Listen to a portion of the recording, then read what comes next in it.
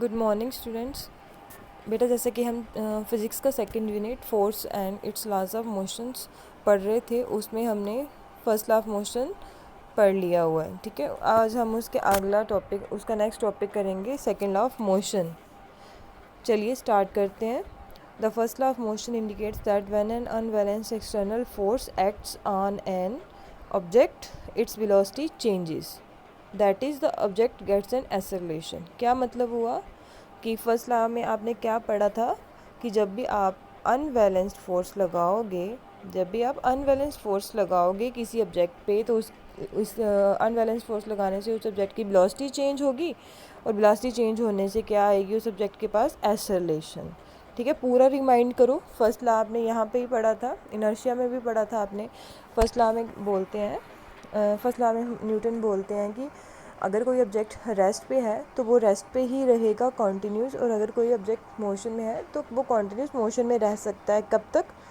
Unless when an external force acts on it, जब तक आप उस पर कोई एक्सटर्नल फोर्स नहीं लगा देते हो।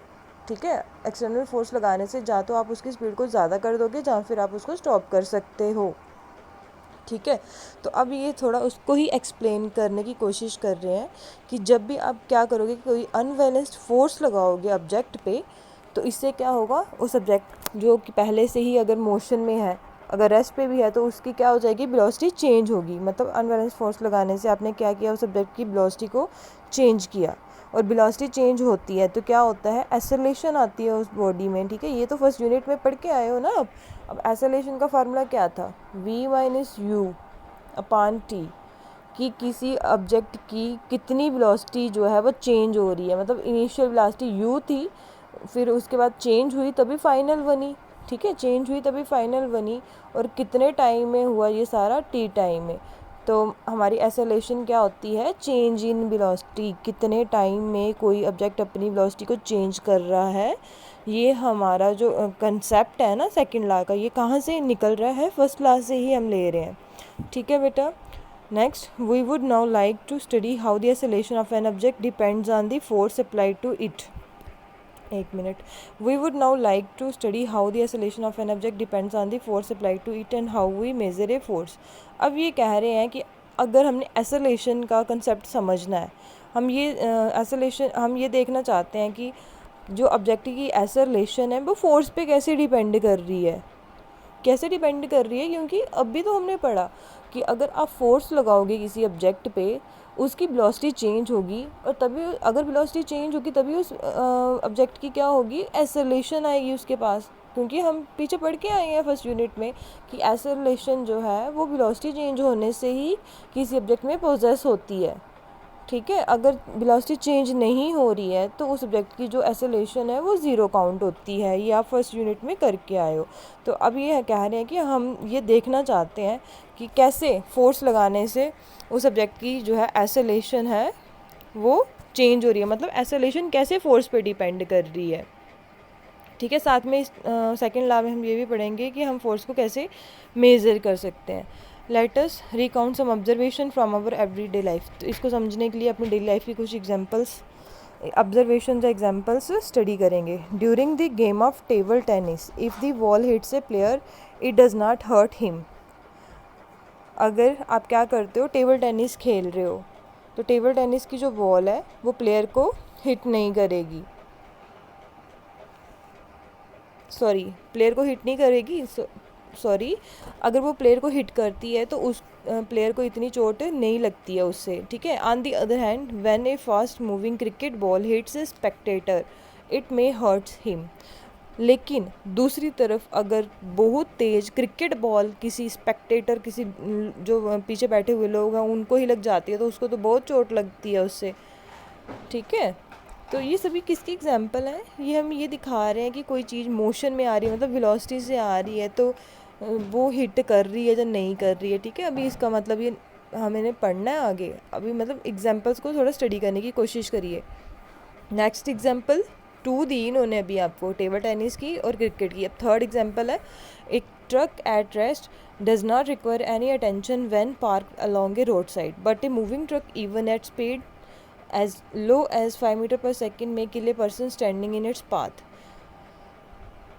क्या बोल रहे हैं कि अगर कोई ट्रक रेस्ट पे है, चाहे उसका जितना मर्जी वेट है, मतलब मास जितना मर्जी है उसका, वो हमें कोई भी नुकसान नहीं पहुंचा सकता। अगर वो रोड साइड पे कहीं खड़ा है, हम उसके आगे खड़े भी हो जाते तब वो हमें कोई नुकसान नहीं पहुंचा सकता जब तक वो रेस्ट पे है। लेकिन अगर कोई ट्रक मूव कर रहा है और उसकी स्पीड 5 मीटर पर सेकंड से भी कम है, 5 मीटर पर सेकंड से भी उसने कम स्पीड रखी हुई है, फिर भी वो किसी पर्सन को जो उसके आगे आएगा वो उसको किल कर सकता है। ठीक है। A small mass such as bullet, एक जो नेक्स्ट एग्जांपल पढ़ रही हूँ अभी मैं। Small mass such as a bullet may kill a person when fired from a gun. इसी तरह से ये बोल रहे हैं कि जो गन की बुलेट होती है उसको आप ऐसे हाथ से किसी पे फेंको तो वो कोई नुकसान नहीं करेगी, लेकिन अगर आप उसको गन के थ्रू फायर करो तो उससे क्या होता है, उस पर्सन की डेथ तक हो सकती है। These observation suggest that the impact produced by the objects depend on their mass and velocity. तो इन सभी एग्जाम्पल से हमें क्या, ऑब्जर्वेशन से हमें ये समझ आता है कि ये जो इम्पैक्ट है ना, मतलब ये फोर्स की वजह से जो हम इम्पैक्ट देख रहे हैं, ये अकेला वेलोसिटी की वजह से नहीं आ रहा है, ये दोनों का कंबाइन इफेक्ट है। किस किस का, मास का भी और वेलोसिटी का भी। ठीक है बच्चे, मास और वेलोसिटी का कंबाइन इफेक्ट हमें देखने को मिल रहा है इन एग्जांपल्स में। फिर से सुनिए इसको। Similarly if an object is to be accelerated we know that a greater force is required to give a greater velocity. In other words, there appears to exist some quantity of importance that combines the object mass and its velocity. One such property called momentum was introduced by Newton. The momentum p of an object is defined as the product of its mass and velocity, that is p is equal to mb. पूरे paragraph का मतलब सुनिए क्या कह रहे हैं। ये बोल रहे हैं कि इन एग्जांपल्स या ऑब्जर्वेशन में हमें कंबाइन इफेक्ट देखने को मिला। अकेला वेलोसिटी की वजह से चेंज नहीं आया ऑब्जेक्ट में, कि अकेला वेलोसिटी की वजह से चेंज आया, नो। उसके साथ साथ मास का भी इम्पैक्ट हमें देखने को मिला इन एग्जांपल में। ठीक है। तो ये बोल रहे हैं कि जब भी कोई ऑब्जेक्ट एक्सेलरेट होता है, एक्सेलरेट कैसे होगा, वेलोसिटी चेंज होने की वजह से। तो हम जब भी हम किसी ऑब्जेक्ट को एक्सेलरेट करते हैं तो हमें बहुत ज़्यादा फोर्स की ज़रूरत पड़ती है ताकि हम ज़्यादा उसकी वेलोसिटी को चेंज कर पाएँ। या फिर हम दूसरे वर्ड्स में ये बोल सकते हैं कि हमें फोर्स लगाने से उसका जो है मास और वेलोसिटी दोनों में चेंज आया। ठीक है, सॉरी, मास में चेंज नहीं कह सकते, हम ये कह सकते हैं कि मास और वेलोसिटी मतलब कंबाइन आप इनको ये बोल सकते हो कि कंबाइन में दोनों का इफ़ेक्ट देखने को मिला। ठीक है, कंबाइन में दोनों का इफ़ेक्ट देखने को मिला, ये बोल सकते हैं। वेलोसिटी तो चेंज होगी, मास चेंज नहीं होगा, लेकिन जब आप इन दोनों को मल्टीप्लाई करोगे ना तो हमें फोर्स लगाने से वो चीज़ देखने को मिलेगी। ठीक है बेटा, तो ये कंसेप्ट जो है हमें किसने दिया था, ये दिया था न्यूटन ने, कि फोर्स लगाने से ऑब्जेक्ट जो है उसका मोमेंटम चेंज होता है। तो मोमेंटम क्या होता है हमारा, मोमेंटम ये m इंटू बी, इसी को मोमेंटम का नाम दिया गया है, स्मॉल p से इसको डिनोट करते हैं। ठीक है, p is equal to m into b, ये लिखा हुआ है आपकी बुक में। बोला क्या मैंने कि जब भी आप किसी ऑब्जेक्ट पे फोर्स लगाते हो ना, तो उस ऑब्जेक्ट का आप खुद सोचो, उस ऑब्जेक्ट का कुछ ना कुछ मास होगा। मास को आप वेट भी मान सकते हो। जैसे इन्होंने क्रिकेट बॉल की, सबसे पहले इन्होंने टेनिस बॉल की एग्जांपल दी थी कि टेनिस बॉल का क्या है, कुछ ना कुछ मास है। जैसे फोर्स लगाई, फोर्स लगाने से क्या हुआ, वो चीज़ को वेलोसिटी मिली, तो उस चीज़ का मास इतना नहीं था जिस वजह से जिस बंदे को वो लगी उससे इतनी ज़्यादा चोट नहीं लगी। जबकि क्रिकेट बॉल जो है उसका आपको पता है साइज़ क्या होता है, टेनिस बॉल से बड़ा होता है ना, साथ में वेलोसिटी भी उसको ज़्यादा मिलती है। जब बैट्समैन हिट करता है तो उससे ज़्यादा चोट लगेगी। ठीक है, तो मतलब हम ये कह सकते हैं। वैसे ही ट्रक वाली भी एग्जांपल सेम, मास ज़्यादा था, वेलोसिटी नहीं थी, तो कोई इफेक्ट नहीं हो रहा था, तो कुछ नहीं हो रहा था। जब मास और वेलोसिटी दोनों मिल जाते हैं, जब मतलब ट्रक चलेगा, चाहे स्पीड कम ही है, उसका साथ में मास भी है, साथ में उसको वेलोसिटी भी मिल रही है, तो उससे हमने क्या बोला कि वो उसके आगे जो भी पर्सन आएगा उसको किल तक कर सकता है। मतलब फोर्स लगाने से अगर कंबाइन इफेक्ट देखने को मिलता है तब, सॉरी, फोर्स लगाने से हमें क्या मिलता है, कंबाइन इफेक्ट, मास और वेलोसिटी का कंबाइन इफेक्ट देखने को मिलता है। ठीक है बेटा, तो इस चीज़ को बोलते क्या है, मोमेंटम बोलते हैं। आगे देखिए next paragraph, momentum has both direction and magnitude. Momentum का डायरेक्शन भी होता है, मैग्नीट्यूड भी होता है। कैसे होता है, क्योंकि मोमेंटम का फॉर्म, एक मिनट बच्चे, मोमेंटम को स्मॉल p से डिनोट करते हैं। ठीक है, हायर क्लासेस में भी पढ़ना है, आप 11th 12th सभी क्लासेस में मोमेंटम पढ़ते जाओगे, पता होना चाहिए स्मॉल p से डिनोट करते हैं। और फार्मूला क्या है इसका, m/b। क्या लगाने से चेंज होता है, फोर्स लगाने से किसी भी बॉडी का मोमेंटम चेंज कर सकते हो। ठीक है, मोमेंटम जो है इसकी डायरेक्शन भी होती है और इसके पास मैग्नीट्यूड भी होता है। ठीक है, अब ये कैसे, आपको पता है जो मास है, मास की डायरेक्शन नहीं होती है, मास का होता है मैग्नीट्यूड, और जो हमारा वेलोसिटी आप पीछे पढ़ के आई इसकी होती है डायरेक्शन। तो इस वजह से हमारा जो मोमेंटम है इसके पास दोनों चीज़ें आ गई ना, direction as well as magnitude.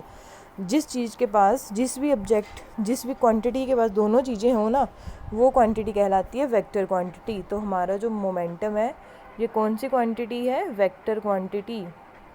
First unit में मैंने वेक्टर और स्केलर का कंसेप्ट दिया था। वो चीज़ें जिनके पास सिर्फ मैग्नीट्यूड हो वो स्केलर क्वांटिटी होती हैं, और वो चीज़ें जिनके पास दोनों हो, direction as well as magnitude, तो वो वेक्टर क्वांटिटीज़ होती हैं। Its direction is the same as that of velocity. Momentum की डायरेक्शन वही कंसीडर की जाती है जो उस टाइम उसकी वेलोसिटी की हो, मतलब जो भी ऑब्जेक्ट अपनी वेलोसिटी में जितना चेंज लाता है, जिस साइड लाता है, उसी डायरेक्शन में उसका मोमेंटम कंसीडर होता है, माना जाता है। ठीक है बच्चे, the SI unit of momentum is kilogram meter per second. ये लाइन अंडरलाइन कर लेना, इसका ऐसे यूनिट क्या है, kilogram meter per second, kg meter per second. Since the application of an unbalanced force, since the application of an unbalanced force brings a change in the velocity of an object, it is therefore clear that force also produces a change of momentum। जबकि हमने अभी क्या देखा कि force लगाने से, क्या बता रहे हैं ये, कि फोर्स लगाने से आप, अनबैलेंस फोर्स लगाने से आप किसी ऑब्जेक्ट की वेलोसिटी को चेंज कर सकते हो। और फोर्स, तो इसका मतलब हमने फोर्स लगा के क्या किया, मोमेंटम को भी हमने चेंज किया, मोमेंटम को भी हम चेंज कर सकते हैं। Let us consider, next paragraph, let us consider a situation in which a car with a dead battery is to be pushed along a straight road to give it a speed of 1 meter per second which is sufficient to start its engine। कह रहे हैं कि एक और example लेते हैं इसको समझने के लिए। सपोज़ करो हमारे पास एक कार है जिसकी बैटरी डेड हो गई है, तो और अगर आप उसको कॉन्टीन्यूसली पुश कर रहे हो, ठीक है, पीछे से 2-3 बंदे उसको कंटिन्यूसली पुश कर रहे हैं, कितनी स्पीड से, 1 मीटर पर सेकंड की स्पीड से, कोई जो पीछे बंदे हैं वो कंटिन्यूसली उस चीज़ को पुश कर रहे हैं, तो उसका इंजन जो है वो स्टार्ट होने के चांसेस बन जाएंगे। ठीक है, if 1 or 2 persons give a sudden push to it hardly starts. कह रहे हैं एक या दो बंदा अगर उस गाड़ी को 1 मीटर पर सेकेंड की स्पीड से कंटिन्यूस पुश करते हैं तो उसका इंजन स्टार्ट होने के चांसेस हैं। ठीक है, but a continuous push over some time result in a gradual acceleration of the car to the speed. कह रहे हैं कि कॉन्टीन्यूस पुश करेंगे तभी उसका इंजन स्टार्ट होगा, अदरवाइज़ नहीं। अगर बीच में वो बंदे छोड़ देते हैं 2 मिनट 5 मिनट, तो वो इंजन स्टार्ट नहीं होगा। It means that the change of momentum of the car is not only determined by the magnitude of the force but also by the time during which the force is exerted। इसका मतलब कि जो कोई भी object है उसका जो magnitude, momentum change होगा वो अकेली फोर्स से चेंज नहीं होगा। मोमेंटम चेंज होगा किसी भी चीज़ का, वो अकेली फोर्स से नहीं होगा, टाइम भी देखा जाएगा, मतलब टाइम भी कंसीडर किया जाएगा, कितने टाइम में चेंज हुआ ये चीज़ भी वहाँ पे नोट की जाएगी। ठीक है, टाइम गैप नहीं होना चाहिए। अगर टाइम गैप होगा तो हमारा जो मोमेंटम है वो एक्यूरेट रिजल्ट नहीं देगा। It may then also be concluded that the force necessary to change the momentum of an object depends on the time or rate. It may then also be considered that the force necessary to change the momentum of an object depends on the time or rate at which the momentum is changed। यहाँ पे ये कह रहे हैं कि हमने क्या conclusion हमें मिलता है कि फोर्स जो है, फोर्स ज़रूरी है। फोर्स से आप क्या कर सकते हो, किसी भी ऑब्जेक्ट का मोमेंटम चेंज कर सकते हो, लेकिन टाइम भी वहाँ पे आपको टाइम भी उस केस में कंसीडर होगा कि कितने टाइम में मोमेंटम चेंज हुआ। तो यही हमारा सेकंड लॉ है। ठीक है, सेकंड लॉ की डेफिनेशन यहाँ से आप कर लोगे note. The second law of motion states that the rate of change of momentum of an object is proportional to the applied unbalanced force in the direction of force.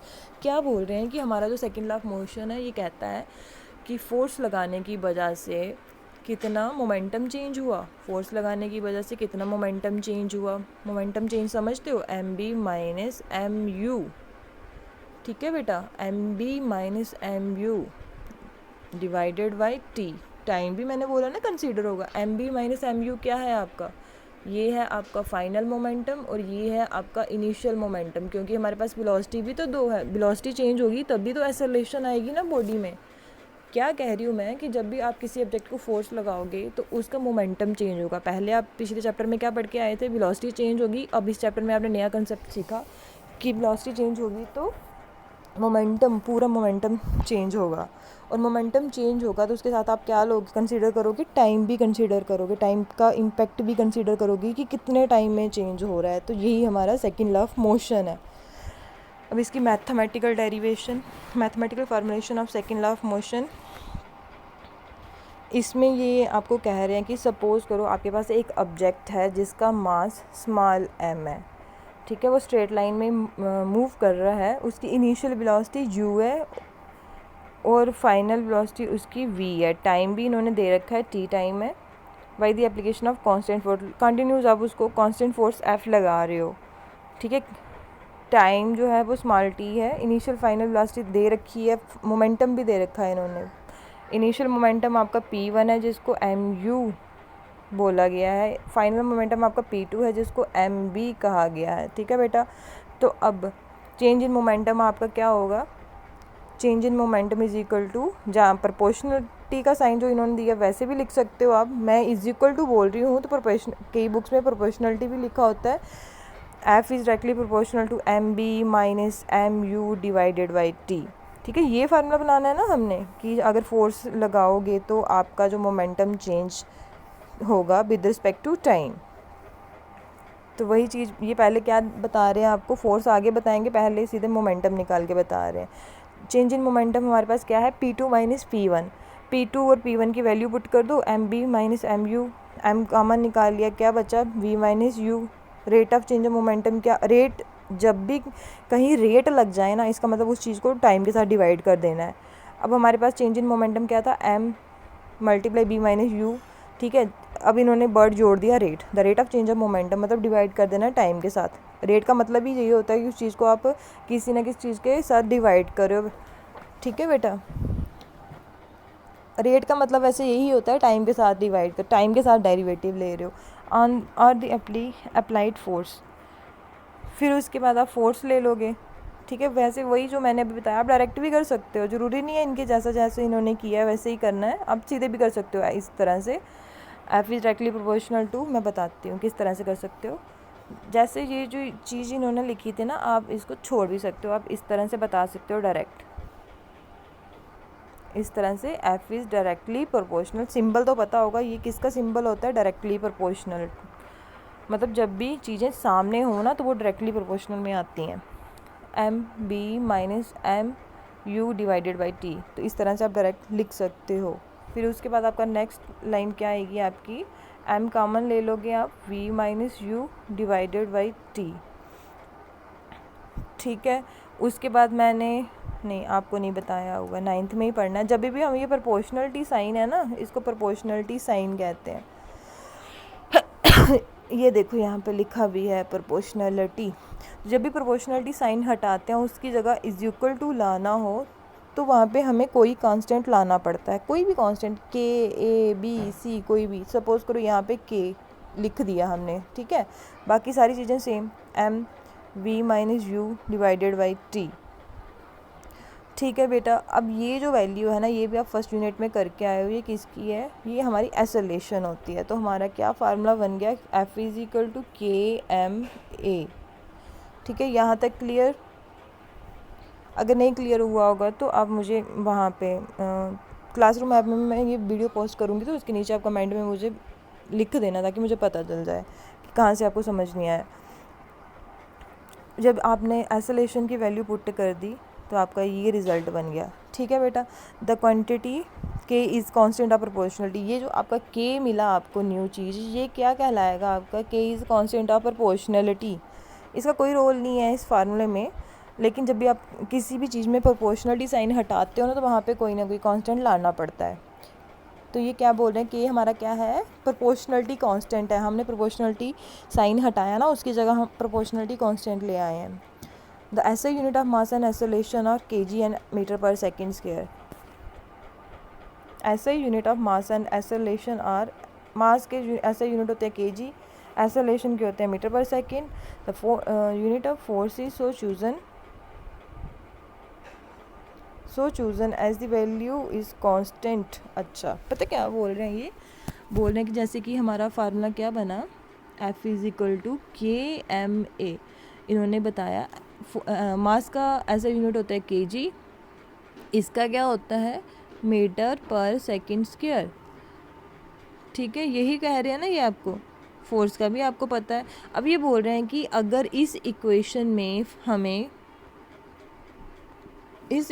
अगर हमें के की वैल्यू 1 मिल जाती है तो हमारी जो फोर्स की वैल्यू है वो डायरेक्ट एम ए के इक्वल आ जाएगी। तो अब हमने के की वैल्यू 1 पुट कैसे निकालनी है वो इन्होंने बताया हुआ है, यहाँ नीचे लिखा हुआ है, यहाँ से for this 1 unit of force is defined as the amount of, मैं ऐसे समझा देती हूँ।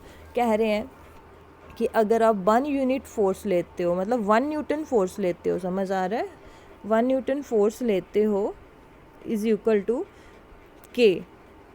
ठीक है, और मास जो है आप कितना लेते हो, 1 kg लेते हो, मास 1 kg लेते हो, और एक्सेलरेशन कितनी है इस समय 1 मीटर पर सेकंड स्क्वायर। सभी चीज़ें 1 है, तब ऑटोमेटिकली हमारी जो के की वैल्यू 1 आ जाएगी, क्योंकि ये लेफ्ट हैंड साइड वाली चीज़ भी 1 है ना, तो आपको पता चल गया होगा जब हम सभी चीज़ें 1 पुट कर देंगे तो हमारी के की वैल्यू 1 आ जाएगी।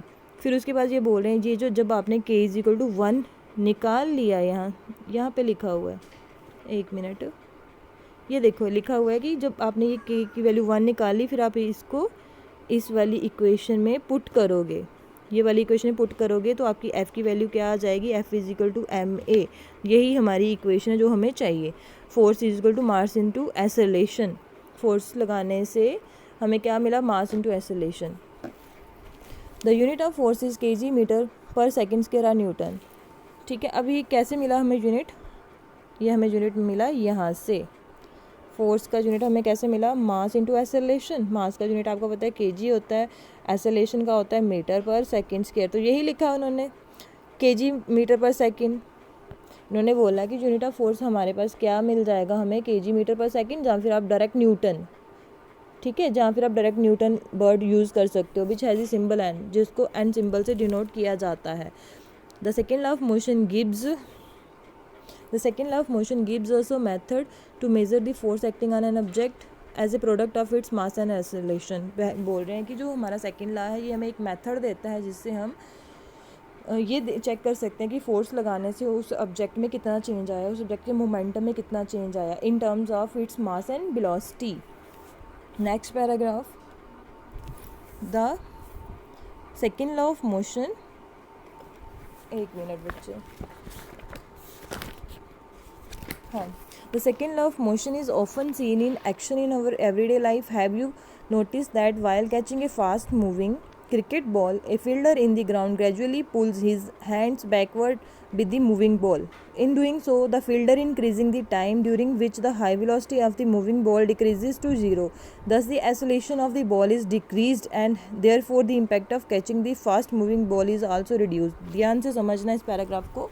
बोल रहे हैं कि आपने देखा होगा कि जब कोई क्रिकेटर बॉल को कैच करता है ना, तो वो इस तरह से कैच करने की कोशिश करता है, मतलब सीधे हैंड करता है, लेकिन जब वो बॉल को कैच करता है तो स्लोली उसके हैंड जो है वो पीछे पीछे होते हैं, मतलब अचानक से वो बॉल को कैच नहीं कर लेता। उस बॉल को कैच करने के लिए वो अपने हाथों को थोड़ा टाइम देता है। ऐसे क्यों करता है वो, क्योंकि वो बॉल जो है वो पीछे से आ रही थी, हाई मोमेंटम में आ रही थी। हाई मोमेंटम अभी बताया ना मैंने, वेलोसिटी थी, उसका कुछ मास भी था, तो जिस वजह से उस बॉल का क्या चेंज हो रहा था, मोमेंटम। तो उस जो बॉल थी वो पीछे से हाई मोमेंटम में आ रही थी, तो इसने क्या किया, उस चीज़ को थोड़ा टाइम दिया।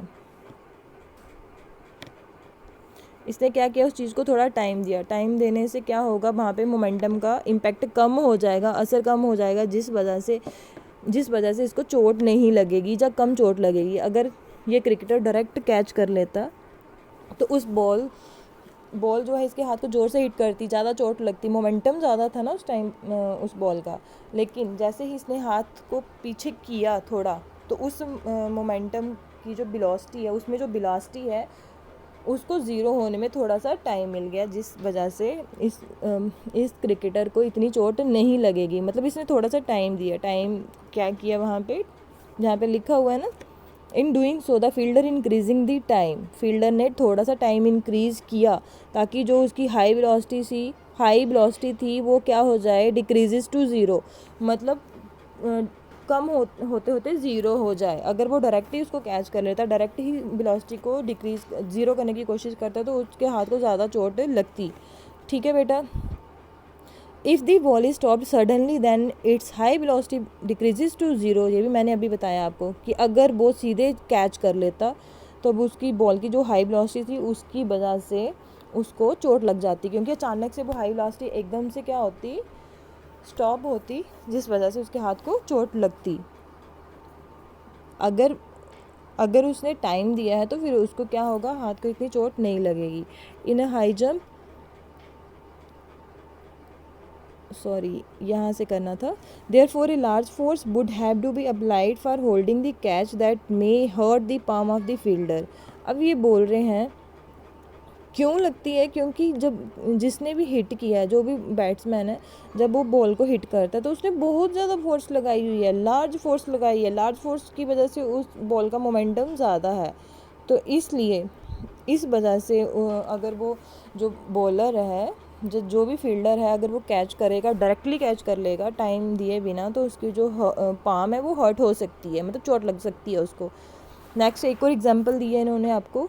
In a high jump athletic event, the athletes are made to fall either on a cushioned bed or a sand bed. This is to increase the time of athletes fall to stop after making the jump.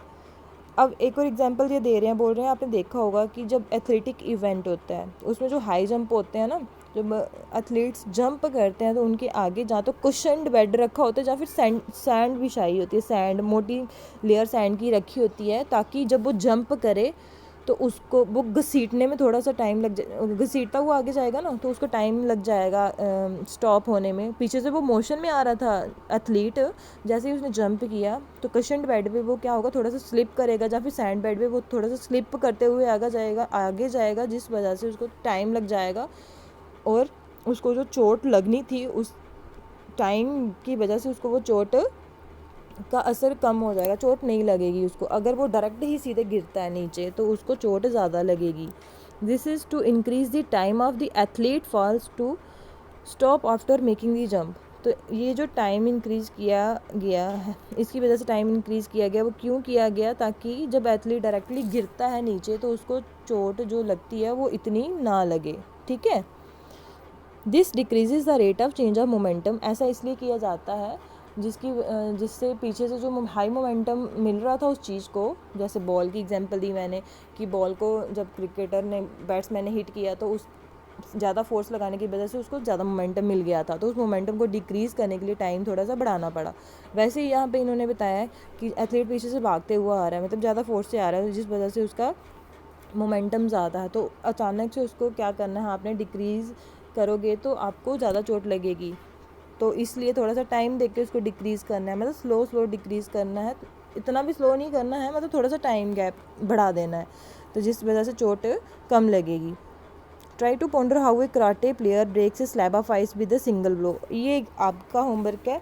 अब ये बोल रहे हैं कि आप बताइए, मतलब आप ये जानने की कोशिश करिए कि जब जो कराटे प्लेयर होता है वो सिर्फ सिंगल ब्लो में ही कैसे आइस को तोड़ देता है, ऐसा क्यों करता है वो, सिंगल ब्लो में ही क्यों तोड़ता है वो, सिंगल ब्लो में ही क्यों तोड़ता है, आपको समझ आ रहा होगा। वैसे सिंगल ब्लो में क्या होता है, उसने टाइम कम दिया, टाइम कम दिया और तभी तो वो ज़्यादा फोर्स और ज़्यादा मोमेंटम की वजह से ही वो क्या होगा, उस फोर्स ज़्यादा है, इम्पैक्ट ज़्यादा है, तो वो जो आइस होगी वो जल्दी टूटेगी, क्योंकि वो उसने टाइम नहीं दिया इतना। अगर वो टाइम देता तो वो जो आइस का स्लैब था वो नहीं टूटता, ठीक है, परफेक्ट नहीं टूटता। जहाँ फिर अब नीचे यहाँ से the first law of motion can be mathematically stated from the mathematical expression for the second law of motion. अब ये बोलें जो आपने पीछे फर्स्ट लॉ पढ़ा उसी में से हमने अपना सेकेंड लॉ निकाला, उसी में से हमने ये डेरिवेशन की।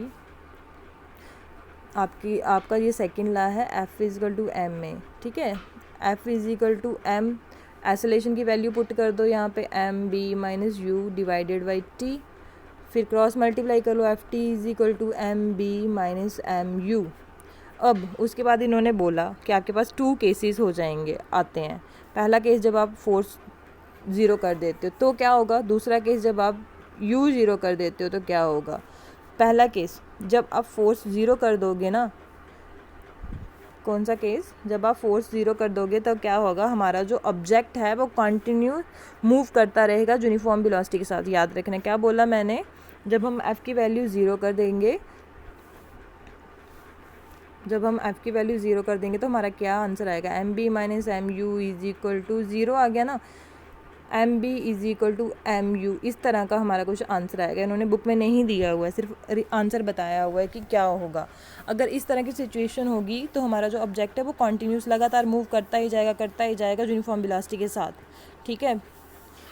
दूसरी तरफ इन्होंने सेकंड केस क्या बोला कि अगर आप u की वैल्यू 0 लेते हो, जिसको मैंने अभी अंडरलाइन किया, if u is 0 then b will also be 0, कि अगर आप इसी इक्वेशन में क्या करते हो, ये इक्वेशन है ना हमारे पास M F is equal to M B minus M you divided by T, कि अगर आप u की वैल्यू 0 पुट कर लेते हो, अगर हमारे पास इनिशियल वेलोसिटी ही 0 है तो फाइनल भी 0 होगी, तो उस केस में हमारी जो फोर्स की वैल्यू होगी वो क्या हो जाएगी, वो भी 0 हो जाएगी। मतलब जो हमारा ऑब्जेक्ट है वो मूव ही नहीं कर रहा है, वो क्या है, रेस्ट पे है, ठीक है, वो कोई भी मूवमेंट नहीं है उसमें। थैंक यू बेटा, आज इतना ही। थर्ड लॉ ऑफ मोशन मैं आपको कल पोस्ट करके दूंगी, ठीक है, कल उसका वीडियो आ जाएगा आपको। आज इससे रिलेटेड जो भी क्वेश्चन है वो मिल जाएंगे आपको। Thank you.